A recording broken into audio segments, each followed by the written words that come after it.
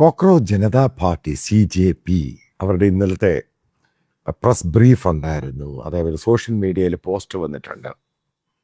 2.0 അതായത് രണ്ടാമത്തെ പ്രൊട്ടസ്റ്റ് പ്രതിഷേധം എന്ന് പറയുന്നത് അത് ആദ്യത്തെ ഭയങ്കര സക്സസ്ഫുൾ ആണ്. മനസ്സിലാക്കുക, BJPയുടെ വെടി മോദിയുടെ 56 ഇഞ്ച് വെറും 12 ഇഞ്ചായിട്ടങ്ങ് കുറഞ്ഞു. ആരും മനസ്സിലാക്കുക. അപ്പം അതിൻ്റെ റിഫ്ലക്ഷനാണ് നമ്മൾ ആ പാർലമെൻറ്റിൽ കണ്ടത്. ഏറ്റവും ശക്തമായൊരു പ്രതിപക്ഷം, അതായത് മൺസൂൺ സെഷനിൽ ഇന്ത്യൻ പാർലമെൻറ്റ് കണ്ടു. മോദിയും ഷായും കംപ്ലീറ്റ് കീഴടങ്ങി. ഇനി അവിടുത്തെ CJPയുടെ പ്രൊട്ടസ്റ്റാണ് വരാൻ പോകുന്നത്. അതായത് ഇന്ത്യൻ ഗ്രാമങ്ങളാണ് അവർ കോൺസെൻട്രേറ്റ് ചെയ്യുന്നത്.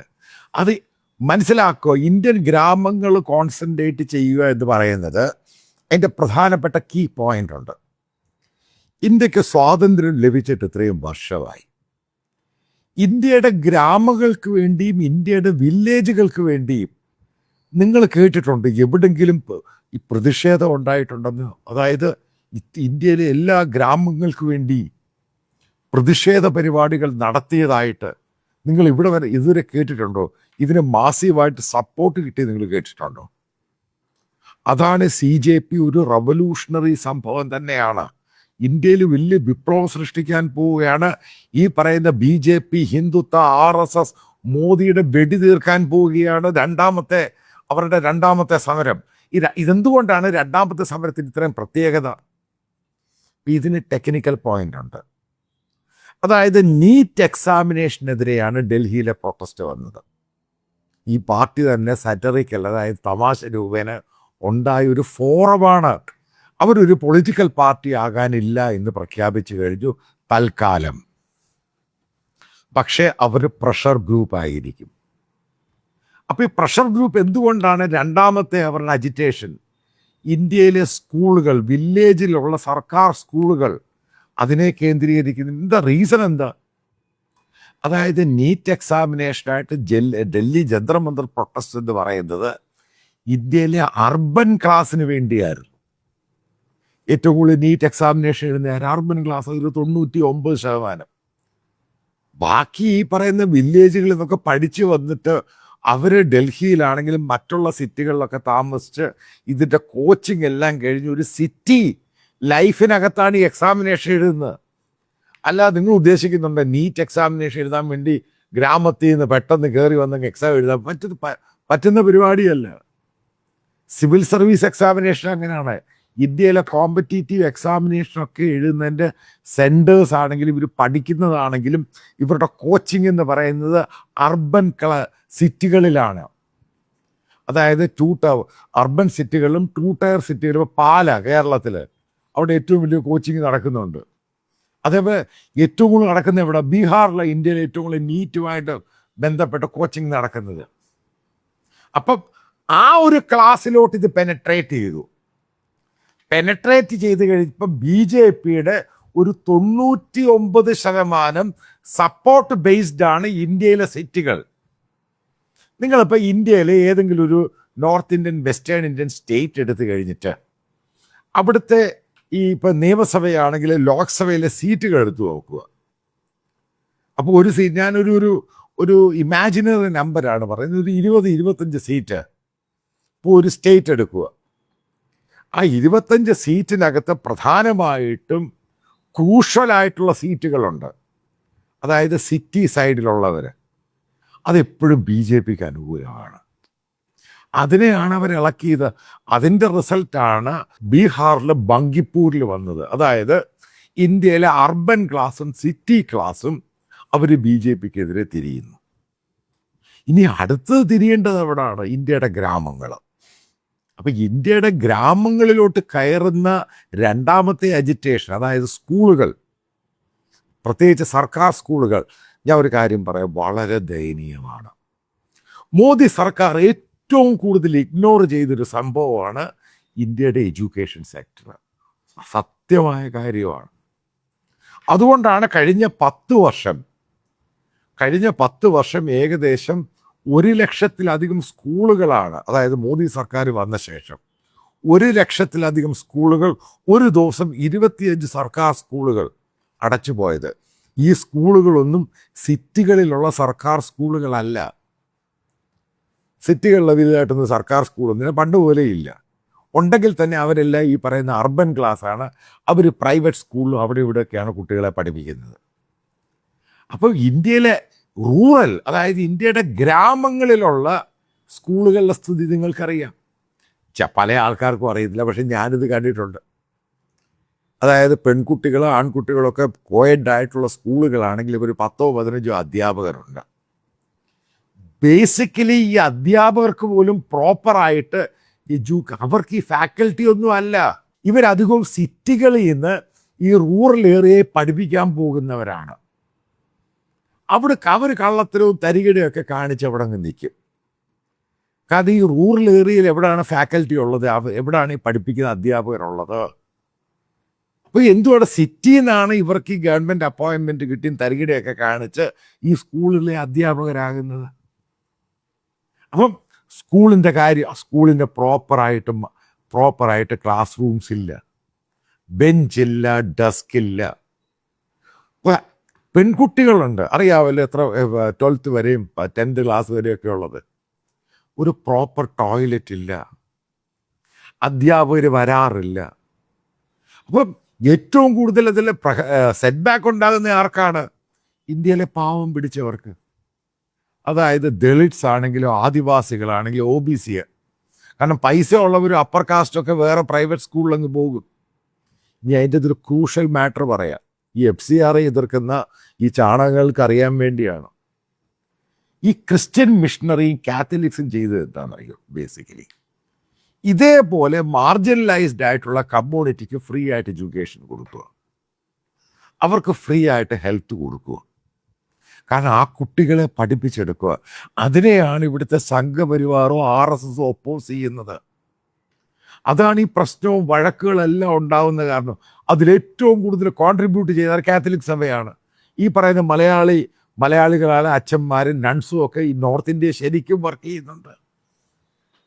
അതിനെയാണ് ഇവർ എതിർക്കുന്നത്. ഇപ്പം അതിനും കൂടെ തിരിച്ചടി കിട്ടാൻ പോവുകയാണ്. ഇവർ വന്നു കഴിഞ്ഞാൽ ഗവൺമെൻറ് ഉറപ്പായിട്ട് ഇത് അഡ്രസ്സ് ചെയ്യേണ്ട വിഷയമാണ്.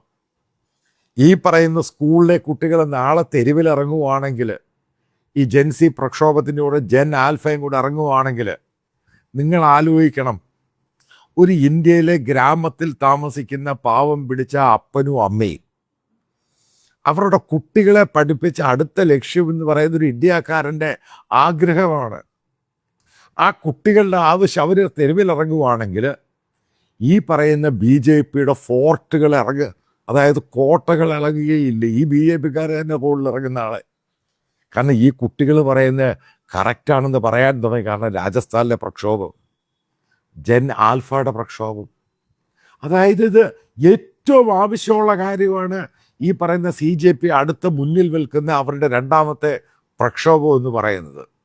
അതായത് സിറ്റികൾ ഇളകി, അൺഎംപ്ലോയ്മെൻറ്റ്, നീറ്റ്, മറ്റുള്ള ഇഷ്യൂ, ചെറുപ്പക്കാർ ഒന്നടങ്കം ഇളകി, BJPയുടെ സപ്പോർട്ട് ബേസ് ഇളകി, രണ്ടാമത് ഗ്രാമത്തിലോട്ട് പോയി കഴിഞ്ഞാൽ പിന്നീടുണ്ടാകുന്ന ഇന്ത്യയിലെ അൺട്രസ്റ്റാണ്. അതിനെ ഈ തടയാൻ പോയി മോദിയുടെ മാജിക്കും സംഘപരിവാറിൻ്റെ തല കൊണ്ടൊന്നും നടക്കുന്ന കാര്യമൊന്നുമല്ല. കുട്ടികൾ റിസൾട്ട് ചോദിക്കും. എത്രയെന്നും പറഞ്ഞോടെ പോലീസിനെ കൊണ്ട് കൺട്രോൾ ചെയ്യാൻ പറ്റുന്നത്? ഈ ഗ്രാമത്തിലെല്ലാം ഒരു സ്റ്റേറ്റിൻ്റെ എല്ലാ ഗ്രാമങ്ങളും കൂടെ അങ്ങോട്ട് ഇളകിക്കഴിഞ്ഞാൽ ഇത് എവിടെ കൊണ്ട് തീർക്കാൻ പറ്റും? ഈ ചില ആൾക്കാർ ഈ സംഘപരിവാറുകാരും പറയുന്നത് വെടിവെച്ച് കൊല്ലണം. ഒരു കുട്ടിയെ ഒന്ന് വെടിവെച്ച് കൊന്നു കഴിഞ്ഞാൽ അറിയാം പിന്നെ ഇന്ത്യൻ ഗ്രാമങ്ങൾ എങ്ങനായിരിക്കും റിയാക്ട് ചെയ്യുന്നത്. പിന്നീട് നിങ്ങൾ മനസ്സിലാക്കുക, എന്തെങ്കിലും അനിഷ്ട സംഭവങ്ങൾ ഇന്ത്യയുടെ ഗ്രാമങ്ങളിൽ ഇതേ ഇഷ്യൂ, എഡ്യൂക്കേഷൻ ഇഷ്യൂവുമായി ബന്ധപ്പെട്ട് ഉണ്ടായിക്കഴിഞ്ഞാൽ പിന്നെ BJP ചരിത്രമായി, RSSും ചരിത്രമായി. പിന്നെ അവിടെ കാക്കിയും വിട്ടു പോകാൻ പറ്റത്തില്ല. കാരണം ഇന്ത്യൻ ഗ്രാമത്തെ പറ്റി പഠിക്കണം. ഇന്ത്യൻ ഗ്രാമം എന്ന് പറയുന്നത് വളരെ സെൻസിറ്റീവാണ്. ആത്മാർത്ഥമായിട്ട് ജോലി ചെയ്ത് കൃഷിക്കാരായിട്ട് ജീവിക്കുന്നവരാണ്. അവരുടെ ഏറ്റവും വലിയ പ്രശ്നം അവരുടെ അടുത്ത തലമുറയാണ്. ആ കുട്ടികൾ പഠിക്കാനുള്ള സൗകര്യം ഒപ്പിച്ചു കൊടുക്കുന്നില്ല. ഞാൻ ഈ ജെൻസി പ്രൊട്ടസ്റ്റുമായിട്ട് CJP പ്രൊട്ടസ്റ്റുമായിട്ട് ഡൽഹിയിലൊക്കെ പോയി മറ്റുള്ള പിള്ളേരുമായിട്ട് മറ്റുള്ള സ്റ്റേറ്റുകളിൽ നിന്ന് കുട്ടികളുമായിട്ട് ഡിസ്കസ് ചെയ്തപ്പോൾ അവർ പറയുന്ന ഒരു കാര്യമാണ്. കാരണം അവരിപ്പം ഈ പറയുന്നൊരു എഞ്ചിനീയറായിട്ട് ഈ ഗ്രാമത്തിൽ നിന്ന് അവിടുന്ന് വന്ന് പഠിച്ച് ഗവൺമെൻറ് സ്കൂളിൽ നിന്ന് വന്ന കുട്ടികളൊക്കെ പറയുന്നത് അവരെങ്ങനെ പഠിച്ചു എന്നുള്ളത് വലിയൊരു ക്വസ്റ്റ്യൻ മാർക്കാണ്. കാരണം ആ സ്ഥിതിയിലാണ് അവർ പഠിക്കുന്നത്. ഇപ്പോൾ കേരളത്തിലെ ഒരു സ്കൂളിൽ നിന്നോ കോളേജിൽ നിന്നോ പഠിക്കുന്ന പോലെ അല്ല ഈ പറയുന്ന ഉത്തരേന്ത്യൻ വെസ്റ്റേൺ ഇന്ത്യൻ സ്കൂളുകളിൽ പഠിക്കുന്ന. അവരുടെ സ്ഥിതി വളരെ മോശമാണ്. ഒന്നാമത് കാസ്റ്റ് ഡിസ്ക്രിമിനേഷൻ പ്രധാനപ്പെട്ട ഘടകം. അതുകൊണ്ടാണ് ഈ അപ്പർ കാസ്റ്റുകൾ അധികവും പോകുന്നത് ഈ പറയുന്ന പ്രൈവറ്റ് സ്കൂളിലോട്ട് പോകും. ഗവൺമെൻറ് സ്കൂളിൽ പോകുന്ന ഈ പാവം പിടിച്ച ദളിതും ആദിവാസികളും ബാക്ക്വേർഡ് ക്ലാസ്സുമാണ്. കാരണം സ്വന്തം അവരുടെ ഗ്രാമത്തിൽ പോലും അവർ നെഗ്ലക്റ്റഡാണ്. ഈ കുട്ടികളെ ഇങ്ങനെയാണ് വളർത്തിയേക്കുന്നത്. അപ്പോൾ ഈ ഒരു അന്തരീക്ഷത്തിൽ അവർക്ക് പിന്നെന്താണ് അവരുടെ ഹോപ്പ്, അവരുടെ പ്രതീക്ഷ എന്താണ്? അതായത് മോദി ഗവൺമെൻറ് വന്ന ശേഷം എഡ്യൂക്കേഷൻ സെക്ടർ അടിച്ചങ്ങ് നാശമാക്കി കൊടുത്തു. കാരണം RSSകാരാണ് അത് മുഴുവനും ഭരിക്കുന്നത്. അവരുടെ അജണ്ടയുടെ ഭാഗം തന്നെയാണ്. അത് റിവൈവ് ചെയ്യുക എന്ന് പറയുന്ന ചെറിയ കാര്യമൊന്നുമല്ല. അത് ഏറ്റെടുത്തിരിക്കുന്ന CJPക്ക് എല്ലാ രീതിയിലുള്ള അഭിനന്ദനങ്ങൾ. കാരണം ഇത് ഏറ്റവും കൂടുതൽ ഇന്ത്യൻ എഡ്യൂക്കേഷൻ സെക്ടറിന് ആവശ്യമാണ്. ഈ പറയുന്ന ഹിന്ദി അങ്ങോട്ട് ഇവിടെ ഇംഗ്ലീഷ് സംസാരിക്കേണ്ട ഹിന്ദി സംസാരിക്കണം. ആരാ പറഞ്ഞ? ഇന്ത്യൻ പ്രധാനമന്ത്രി, ഇന്ത്യൻ അമിത്ഷായി. എന്തുകൊണ്ട് ഇംഗ്ലീഷ് സംസാരിക്കേണ്ട? എന്തുകൊണ്ടാണ് അവർക്ക് എഡ്യൂക്കേഷൻ കൊടുക്കണ്ട എന്ന് തീരുമാനിച്ചത്? എന്തുകൊണ്ടാണ് അവൻ ഇംഗ്ലീഷ് പഠിക്കേണ്ട തീരുമാനിച്ചത്? അവർക്കറിയാം നാളെ അവൻ ഇംഗ്ലീഷ് പഠിച്ചാൽ ആദ്യം ഓടിക്കുന്ന ഹിന്ദുത്വക്കാരെ ആയിരിക്കും. കാരണം അവൻ പറഞ്ഞ മുഴുവനും കള്ളവാന്നറിയാം.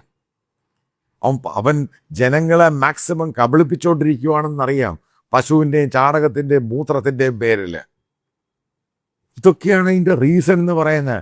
അതാണ് സയൻറ്റിഫിക് ടെമ്പർ എന്ന് പറയുന്നത്. അതായത് നമ്മുടെ ഗ്രാമത്തിലെ ജനറേഷനെ വളർത്തേണ്ട സയൻറ്റിഫിക് ടെമ്പറിലാണ്, അല്ലാതെ അസ്ട്രോളജിയും ഈ പറയുന്ന കള്ള സൂപ്പർട്ടീഷ്യസ് ബിലീഫ്സിലല്ല വളർത്തേണ്ടത്. ആലോചിച്ച് നോക്കുക. ഈ ഒരു പ്രക്ഷോഭം, രണ്ടാമത്തെ CJPയുടെ പ്രക്ഷോഭം ഇന്ത്യൻ ഗ്രാമങ്ങളിലോട്ട് പോയി കഴിഞ്ഞാൽ അത് ഇന്ത്യൻ ഗ്രാമങ്ങളിൽ ജോലി ഉണ്ടാകും, ഉറപ്പായിട്ടും അതിൻ്റെ മാറ്റം ഉണ്ടാകും. ഇപ്പോഴത്തെ സ്ഥിതി എന്താ? ഗ്രാമങ്ങളിൽ പഠിച്ച് അവിടെ ജോലിയൊന്നുമില്ല, എല്ലാവരും കൂടെ പട്ടണത്തിലോട്ട് വരുന്നു. കാരണം ഒരു പ്രതീക്ഷയില്ല. ഇതാണ് ഏറ്റവും ആവശ്യം. ഇതാണ് ക്രിട്ടിക്കലായിട്ടുള്ള ഏറ്റവും നല്ല നടപടി. അതായത് ഈ പറയുന്ന ഇലക്ഷൻ റിഫോം EVMനേക്കാളൊക്കെ ഏറ്റവും പ്രാധാന്യം ഇതാണ്. കാരണം ജനങ്ങളെ, ഈ സ്കൂളിൽ പഠിക്കുന്ന കുട്ടികളെയും അവരുടെ രക്ഷകർത്താക്കളെ, അവരുടെ ബന്ധുക്കളെയും ആ ഗ്രാമത്തിനെയും കൺവിൻസ് ചെയ്യുക. ഇതൊക്കെ അവരുടെ ടാക്സ് കൊണ്ട്, ഇവിടുത്തെ ടാക്സ് കൊണ്ടുണ്ടാക്കിയ സ്കൂളുകളാണ്. അവർക്ക് ഉച്ചക്കഞ്ഞിയാണെങ്കിൽ ആഹാരം കൊടുക്കുന്ന ഗവൺമെൻറ്റിൻ്റെയാണ്, അല്ലാതെ ഇവിടെ പറയുന്ന അപ്പർ കാസ്റ്റിൻ്റെ വീട്ടിൽ നിന്ന് കൊണ്ടുവന്ന അല്ല. ഇതെല്ലാം അവരുടെ തന്നെയാണ്. അവർക്ക് ബിൽഡിങ് വേണം, റോഡ് വേണം, അവർക്ക് അതിനാവശ്യമുള്ള ഫാക്കൽറ്റി വേണം, അധ്യാപകർ വേണം. ഇതിനെല്ലാം പണം ഇവന്മാർ അടിച്ചു മാറ്റുകയാണ്. അതാണ് ചോദ്യം ചെയ്യേണ്ട സമയം കഴിഞ്ഞു. ഇപ്പോൾ ചോദ്യം ചെയ്യാൻ പോവുകയാണ്. അതാണ് പറഞ്ഞത്, മോദിയെയും അമിത്ഷായും BJPയും സംഘപരിവാറിനെയൊക്കെ അടിക്കാൻ ഇന്ത്യക്കാർ വടി വെട്ടാൻ പോയിട്ടേ ഉള്ളൂ. ഇനി അങ്ങോട്ട് അടി വരുന്ന സമയത്തിലോട്ട് കടക്കുകയാണ്. ഇപ്പം എന്നെ തെറി പറയുന്ന സംഘപരിവാർ നിന്നെ വരെ ഓടിക്കും. ആ രീതിയിലോട്ട് ഇന്ത്യ മാറുകയാണ്. അതാണ് ഈ CJP പ്രക്ഷോഭത്തിലുണ്ടായ ഏറ്റവും വലിയ മെസ്സേജ്. രണ്ടാമത്തെ പ്രക്ഷോഭം ഇന്ത്യയെ പിടിച്ചൊലയ്ക്കും. ഇതോടുകൂടി മോദിയുടെയും പിടിതീരും. ഇതാണ് ഇന്ത്യൻ ജനാധിപത്യം തിരിച്ചു വരുന്നു എന്നുള്ളതിൻ്റെ ഏറ്റവും വലിയ സന്ദേശമാണ് അവരുടെ ഗ്രാമങ്ങളിലോട്ടുള്ള. അതായത് ഗാന്ധിയൻ ആശയം. ഗ്രാമങ്ങളിലാണ് ഇന്ത്യ ഉറങ്ങുന്നത്. അത് അടുത്തത് ഗ്രാമങ്ങളിൽ കൂടെ പോയി കഴിഞ്ഞാൽ ഉറപ്പായിട്ടും കപടധാരികൾക്കും കപട രാഷ്ട്രീയക്കാരനും ഇന്ത്യ വിട്ട് ഓടേണ്ടി വരും. അതിനുള്ള സമയം വന്നിരിക്കുന്നു.